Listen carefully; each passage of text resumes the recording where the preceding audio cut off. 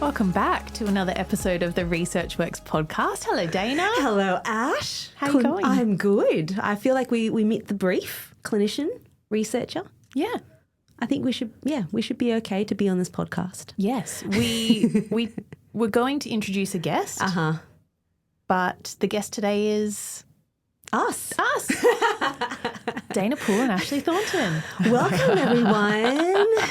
Well, we did think that there's actually some good stuff that we can talk about and break down. We've been talking to so many people lately and my thoughts are going wild thinking about all the different topics and how we actually use it. And we thought, well, let's just take a moment to debrief about it. Yeah, I think that's a great idea. And I think there's a lot of things that we've talked through across all of the seasons of ResearchWorks so far that this conversation is relevant to, because what we really wanted to talk about today is the idea of knowledge translation and then moving down that pipeline, I suppose, implementation science and what it actually means and what it actually takes to be able to take evidence and implement it into clinical practice. Yes. Something that we talk about all the time, but I think it's really useful to have not a step-by-step guide, but I suppose some examples of what that actually looks like in real life. Yeah, I think that's so great. I love how you frame things, Ash. You're very good. You are such a great thematic analyzer in real time. It's fantastic. I love it. But it's so true. We can have,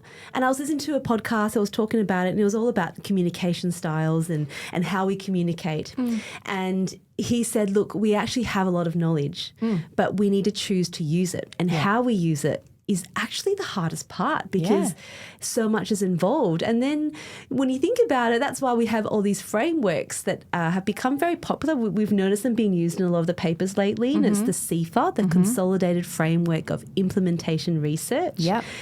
And it lists a whole bunch of constructs, and the whole idea of that is to go, well, how do you take research and put it into practice? Because that's the big question. It is the million-dollar question. It is indeed. But before we get into that, now, Ash, a few weeks ago, unfortunately you couldn't make it into the studio, and I had the duties to come up with icebreaker question. Yeah. Which is a big deal for me because I actually find them very difficult to come up with.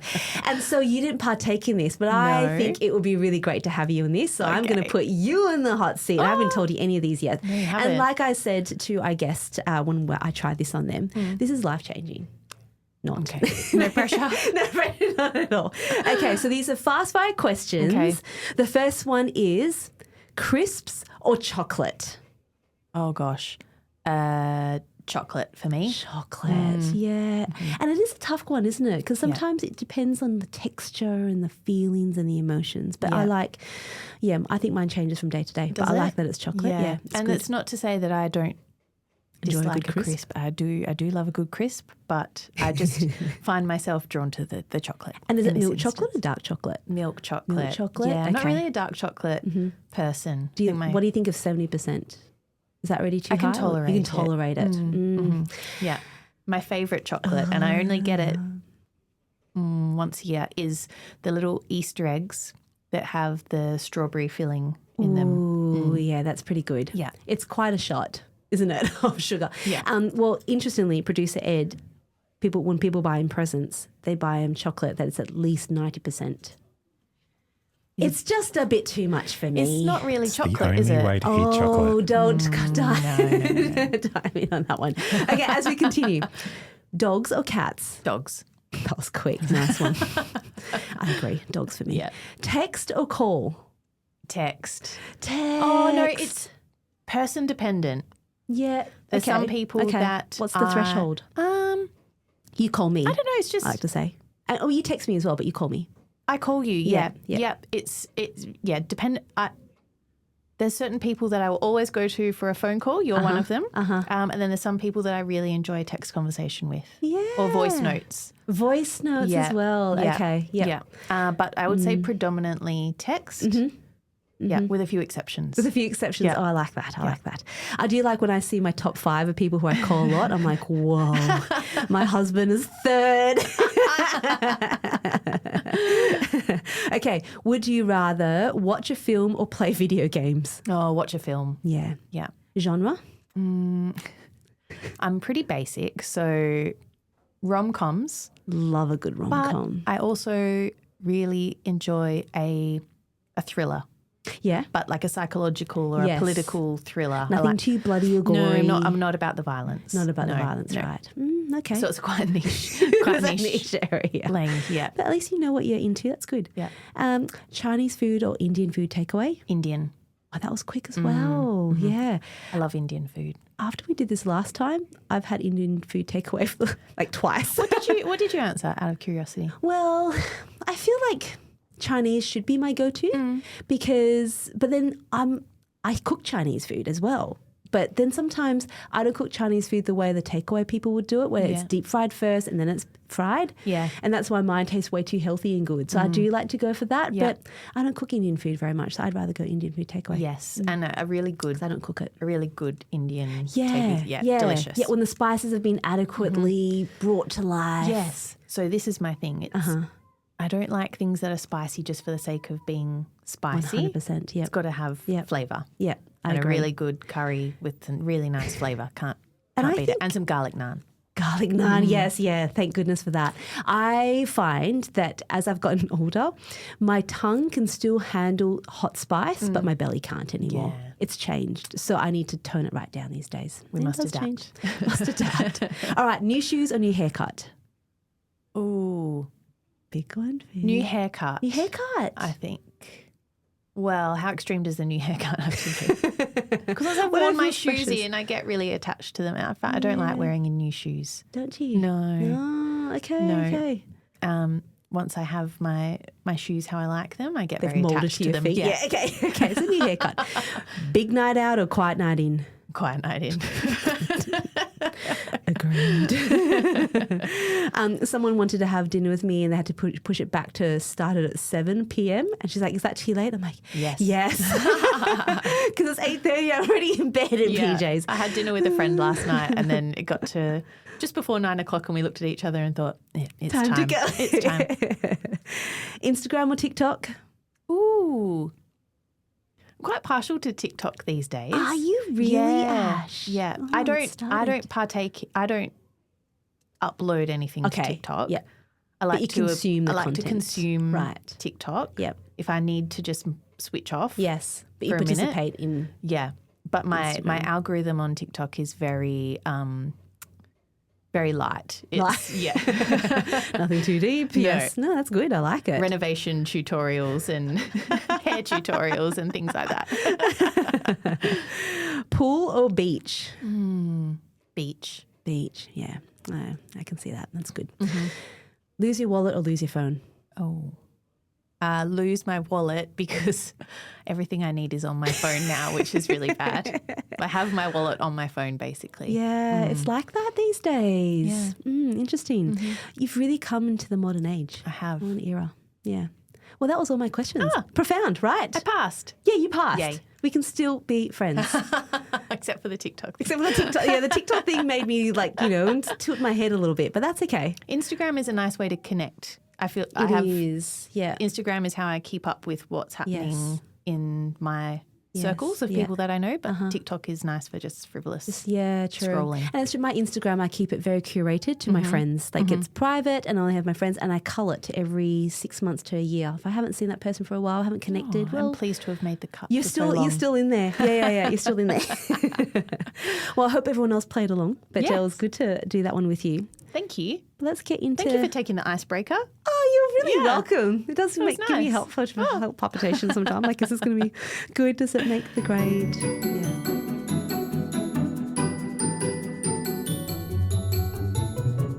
Well, we really want to talk about how we implementate. How we... That's very scientific. That was great. For everyone following along. Sorry. How we implement research, because we can talk to a lot of people, which we have. It's over 200 episodes with a lot of papers there attached to those papers as well. Yeah. But how do you actually put it into place? Well, let's go back a step and start with knowledge translation, because that's quite a big concept that we've spoken about a few times on the podcast now, and we often talk about, we often end episodes of the podcast with questions to our guests about, what do you want clinicians to take away from this paper or this work that you're doing? Yeah. We ask about how people might start to think about implementing things into practice. But actually what we don't cover in those episodes is that there's a whole science behind it. That's right. And it's quite a detailed process if it's something that you're doing thoroughly. But, we don't want to scare people off that. What we wanted to do today is kind of talk through what that looks like. Yeah. And I know, through the Healthy Strides Foundation, you've got some really amazing examples of what that looks like in practice. Yeah. But when we're talking about knowledge translation, we're really talking about this process of synthesizing information, getting it to the right people in the right way, and then those people applying it in a way that is meaningful to them in their context. That's right. Yep, absolutely. Because it has to be contextual and it has to utilize your skills as a clinician. Yeah. And sometimes it does mean upskilling as well. But a lot of the times as new research comes about, it's the gentle tweaking and understanding and embracing that. So, a good example for us, and we can go into more detail if we want to, but, when we really understood the concept that mobility is a human right, and that was a paper that we have talked to the authors about. That was 2022, mobility is a human right. Well, that framed a lot of our thinking to go, okay, right, we need to take this very seriously and we need to start this process much earlier. So we might have just started the process for 3 or 4-year-olds, but actually that was still a little bit late. So we now start it a whole lot earlier. So we think about that concept is what we talk about with families right when they first come to us, when they might just be 8, 9, 10 months old, but we're already thinking that based on that paper. Yeah. So that's an example of, what you're currently doing, and then research comes out and these great concepts come out and you go, okay, great idea. This is how we can tweak. And that's a very internal thing that as an organisation and as individuals who are therapists all really buy into, and that becomes part of your language. And there already is implementation because you're able to work at that level. Yeah. And I think one of the really important things that if we look at the definition of knowledge translation, there's this really important component in there is that it's iterative. Yes. So it is something that is constantly evolving. Yes. And you should be continuously, gathering information and feedback and data that allows you to make those tweaks. Yes. And pivots that you might need to make it work at an individual level, but also at an organizational level. And that might change over time, and that's okay. That's right. There's nothing about it that's rigid, is there? There's nothing about it that's just binary. It's one or the other. There is so much nuance in that because it involves so many people.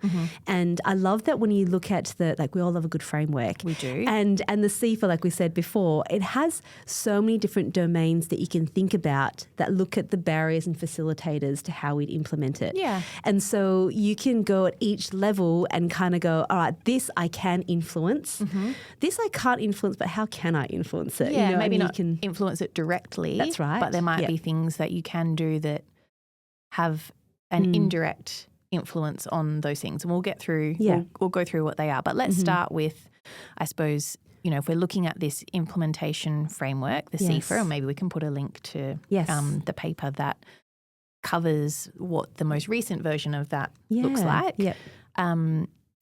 The first thing that we're looking at is the innovation domain, or the thing that we're trying to implement. So whether that is a new intervention, an educational program, something like that. It's the thing that you've got, maybe you've heard about it on the podcast or you've come across it in a paper and you think this would be something that would improve our practice and we should implement it. Yes. Right? I love it. Yep. So what are the things that we need to know about that program or product or thing that we're trying to implement? Yeah.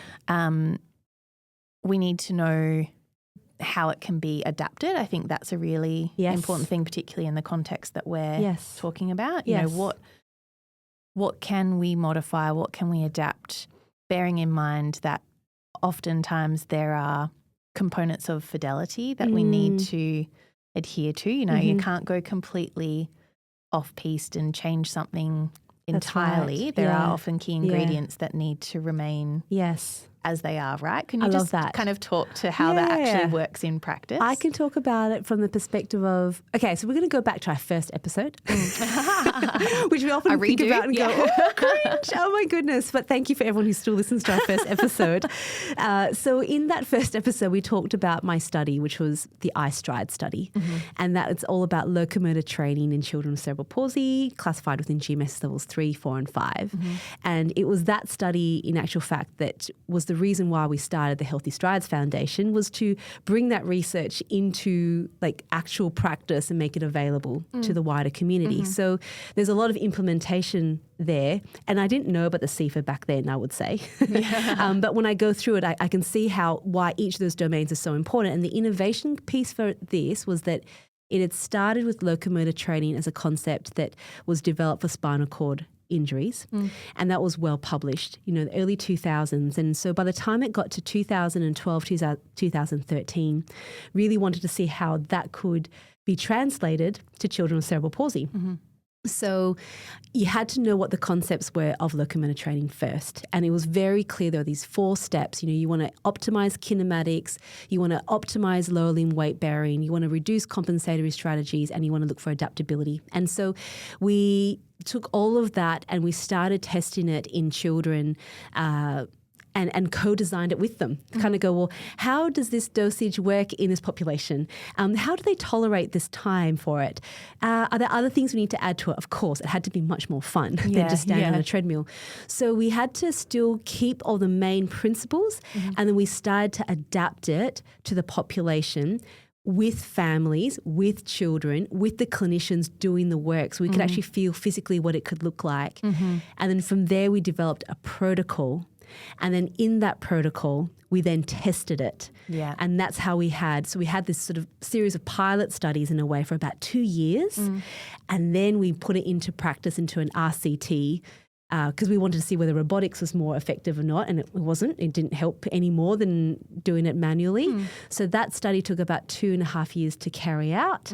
And then from there, we had quite a clear idea of how we could implement this, because we'd already thought about how we could work together to make this protocol work. So that's a great example of that adaptability in that setting of the actual the protocol itself of locomotor training. Yeah, that's very comprehensive. Thank you. And I think the other thing to be mindful of with implementation, not every innovation or not every product or program that comes out is going to be possible. That's right. For you to implement in your context.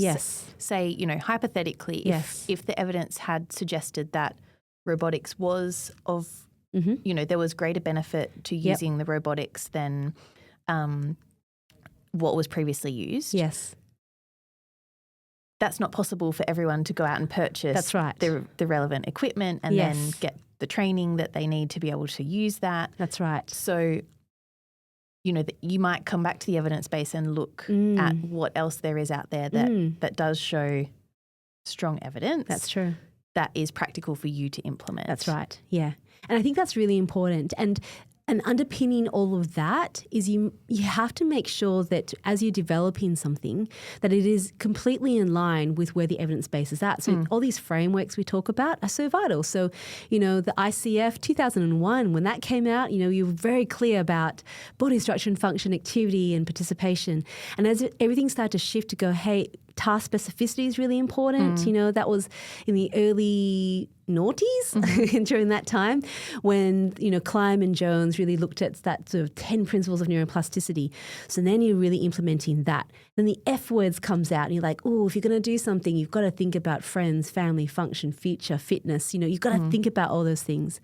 And then the green light interventions, the traffic light system comes out, and it's very clear that these top-down approaches were far more effective than bottom-up. So you know that you have to, if you're going to look at something, you keep in line with all of that as you're developing it, because that is where the evidence base is at.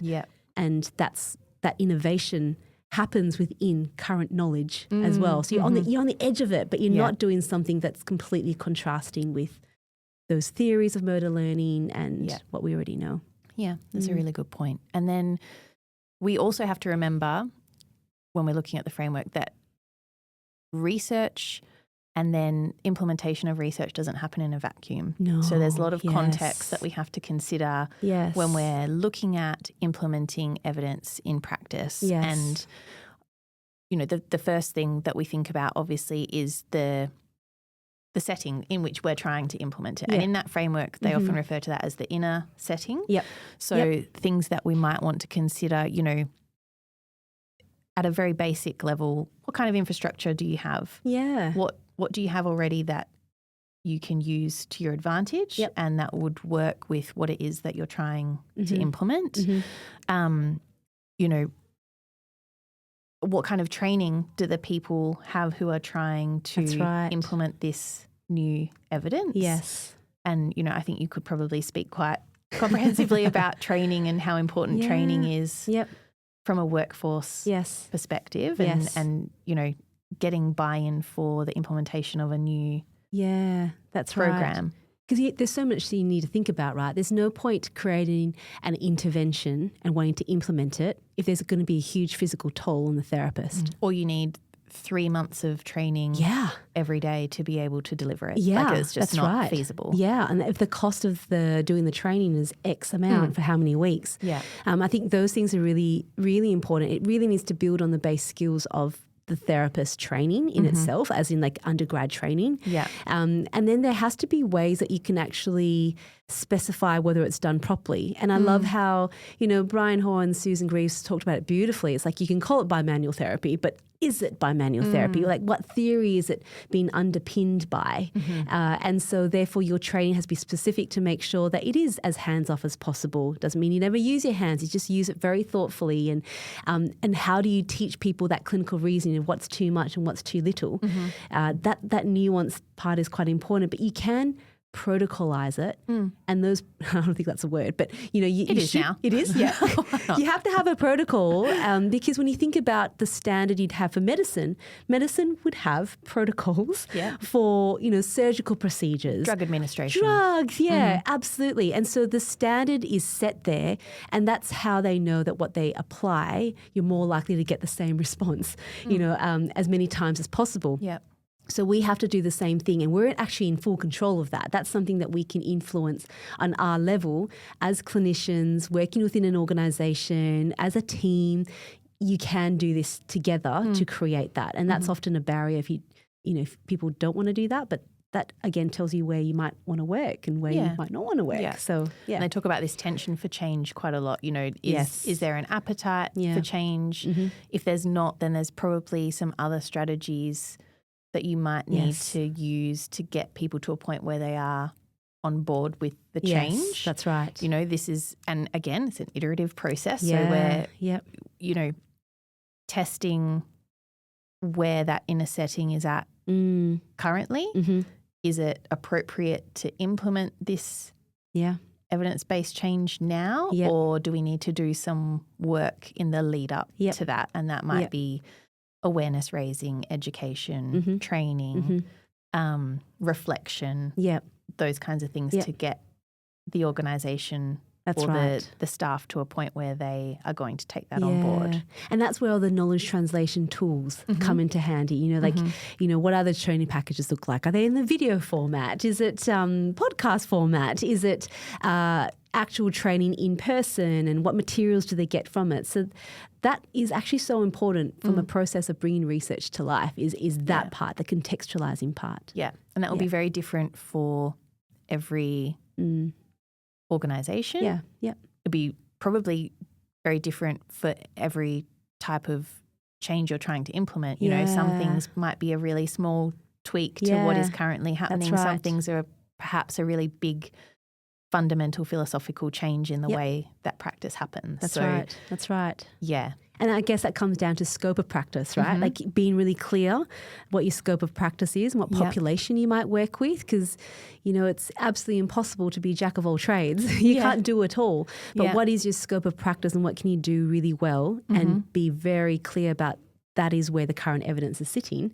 And you know that because your finger's on the pulse. And those are the things that you can change and adapt according to the evidence that comes out. And then if we kind of zoom out a little bit and think about the outer setting of the organisation or the team or wherever it is that we're trying to implement this change, there are some factors that will influence how successful that implementation is. Yes. We might not necessarily have direct control over those, but they are important things to consider. Things like local attitudes, external pressures. You know, we're not, as we said before, we're not operating in a vacuum. We might not have direct influence over, but can you think of any examples of things that might have impacted a change that you were trying to implement that you didn't have any direct control over? Yeah, that's a really good one. So like funding's always like the biggest, easiest thing to think about. And it doesn't matter where you are in the world, whether you're in Australia and you have the National Disability Insurance Scheme, whether you're in the UK and you've got the NHS, or in the US with different kinds of insurance policies that there might be. Either way, there needs to be some funding to be able to access services. That's just the basic way that the world works. And what they will fund and what they won't fund, and really knowing what that landscape is important, because if you're trying to provide an intervention that is going to be effective, there has to be a dosage requirement for it to be effective. And so you may need to really look at the literature, or you look at how you implement that research and really look at how long it takes to make that change. So that dosage, how you apply it, there's no point coming up with a dosage that is just inaccessible by funding. There's something that needs hundreds upon hundreds of hours. Clearly, that's not something that's going to be funded. So let's look at things that are really practical. And we thought about that right from the outset of going, okay, there's going to be finite funding. How do we make the most out of that small amount of funding that they do have? Therefore, how do we get all of these principles that we know that work to work, and what are our outcome measures associated with that, so we can truly measure it? And that sets up the expectations. So we can't change the amount of funding. You can certainly advocate for more, but it's going to fluctuate and change. But how can you make the most of what you've got? And therefore, what does your dosage look like? What are the expectations that you might look like? And your recommendations, you know, if they can only afford, say, therapy once a month, for example, okay, then what does that look like? And therefore, what are the structures I need to put in place for that person outside of that? Return on investment. That's right. Yeah. So those things we can have control over, even though the external pressures can seem really big and out of our control, which they are. Like it's, you know, as a clinician working, how do you influence policy at that level? Together we probably can. Over many years we probably could. But in the time being the person in front of you, how do you do that? And those are the things that you can definitely do. And still stay really true to your principles. You can still do that. And then throw a critical incident like COVID into the mix, something you have no control over whatsoever. And you have to pivot again, right? Yeah, that's right. And I think that's how I felt that COVID for us as an organisation, so, you know, we're not for profit and we're only a few years into operating by that stage, is yes, we all went to telehealth, and we don't continue to do that now, but we could see what telehealth was really good for and where it really worked to save costs, and therefore we can provide that as something that has no additional cost, for example, now, because it didn't cost us anymore. But we know what we can use it for, and it just makes you really think about resources. What's the minimum amount of resources you can use to achieve that outcome? And then one of the things that I think is really important for the sustainability of change is having people champion it and lead it. And can you talk a bit about how you get buy-in, how you create champions for change? I would say that comes from the lived experience. We have to be always thoughtful. Like, you know, that's such a big term that we use in research these days, and you can see it being used all the time. But you also need it for implementation. And if you involve consumers in a really meaningful way throughout the whole process, and you take on their feedback. So you ask for feedback. That's an informal way that you could do it without a committee. So you could actually actively ask for feedback. Anonymous, they can provide it for you from time to time. You can take that information and continue to mold it, because at the end of the day, the consumers, they're going to feel what it's like in the real world every day and what they can and can't take. So the consumer involvement part continues through, and that is what helps you keep the finger on the pulse. Otherwise, you can just keep going and go, everything's going well, everything's going fine, and your metrics can still look quite good in terms of your outcome measures, but keeping your finger on the pulse on what's really important at that time in the culture, in the landscape that people are up, cost of living, all that kind of stuff. You can do that by making sure you're always involving consumers. Yep. And I think it just continues through, doesn't it, from research all the way. So that's what we do. We have a consumer that is actually on staff, which has been really important. So if things change, we know. And we always ask for feedback. We always provide, information on the outcomes. And then ask for feedback even if we're not sure that it's going to be a positive one. It's just so we can learn, what process can be better for you. Yeah. And that's how you can make sure it can be implemented and it stays implemented. Yeah. Because it does take, that's why they talk about the 17 years of knowledge to practice, because it takes some time for it to get into place and then to stabilize and find its place in life before it's like fully ingrained into being normal. Yeah. We think about, habits that we have as humans and how hard it is to establish a new habit, how hard it is to break an old habit. Yes. If we feel like they're not serving us anymore, change is really tricky. Yeah. And, particularly in environments where there are complex challenges, health challenges, societal challenges, family challenges, that makes things even more complex. So it's not easy. No, that's right. It's not. It can be very time consuming. Yeah. But, frameworks like this one, I think, help people to focus on the things that are important for change,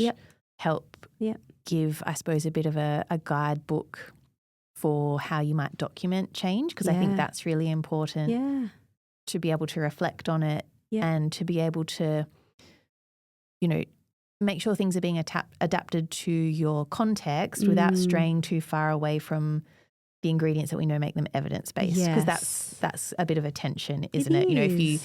If you're constantly adapting and evolving a program or an intervention, you want to make sure that you are staying true to the things that make it robust. That's right. Scientifically. That's right. Yeah. What are the non-negotiables? What are the absolute non-negotiables? And if things have to change, then you go, okay, before you release into the commercial world, you actually need to make sure you test it properly, because that actually is your responsibility, right? If you're going to sell a product, if you're selling a drug, you want to make sure it's been tested so that that version of the intervention or that version of the prescription is still going to work. Yeah. So you're absolutely right on that. You have to make sure that you're still staying very true to it. Otherwise, it's a new intervention and then you have to test it again. Yeah. Right. So, that might not be something you can do as a sole practitioner. If you're a sole practitioner, you might not be doing that. But if you're in the business of trying new interventions and you're really going down that path, then you have to make sure you actually test it again. It doesn't just happen once. And so we do that continuously here. We have a learning healthcare system. We collect the data, we compare it, and we evolve over time by keep checking on the outcome measures to make sure they still stay true. And it's quite a process. But there's things that you can still do within your own practice by evaluating your outcome measures and making sure you seek, good feedback from people who've received the intervention to get that feedback about how it's working. So those are things you can do as a sole practitioner, but as a larger organisation, there's responsibilities that you can be a part of as well. Yeah. That's a really good point. It's all scalable, isn't it? It is. It doesn't have to be big, overwhelming change to be change. It can be, one small step at a time. That's right. Absolutely. Yeah. And that's what I like about this area is that there's so much you can do and there's so much within our control, because I think it can seem very easy to go, oh, but this is the evidence, but the outer setting can't change any of that. Oh my goodness. Like it can feel very debilitating to think of what you can do, but you can actually look at the levels that you can influence each time. Yeah. I know what it's like. It's hard, but there's great outcomes on the other side as well, and it makes you more efficient in terms of what you can do too. Yeah, the more you flex that muscle, that's right. The easier it becomes over time, and there might be an appetite for bigger change down the track. That's right. If that's what is required.